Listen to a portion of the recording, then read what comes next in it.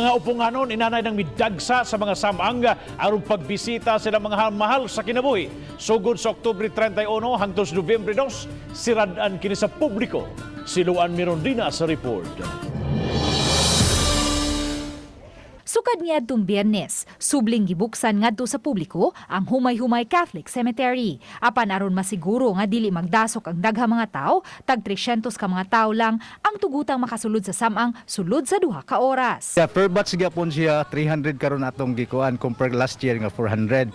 Kay amo gong natan-aw nga wala gid kabot 400 per batch. Tungod kay nagsugod na magutag pasod last 2 months pa. Sa executive order nga giluwatan ni Mayor Junard Ahongchan, walay pagbisita sa mga samang nga tugutan sugod Oktubre 31 hangtod Nobyembre 2.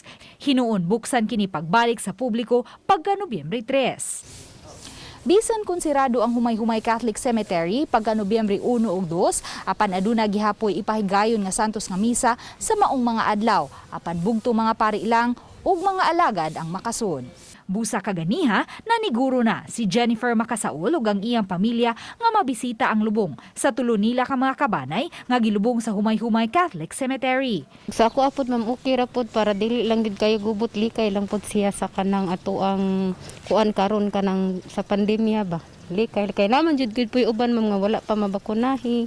Ay uban nga wata kay baon ang uban ba. Mao pa na nga mas maayo lang gid pod nga nana schedule lang.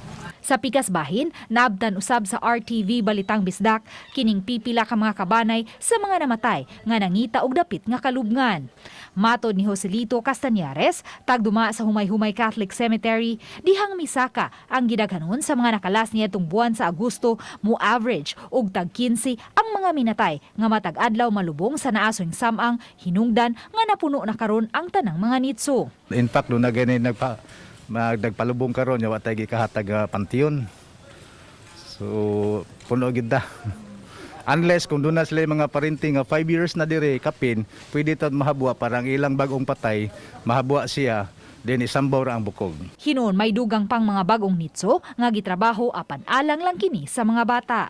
Uban ni Marlon Melgazo, Luan Merondina, Balitang Bisdak.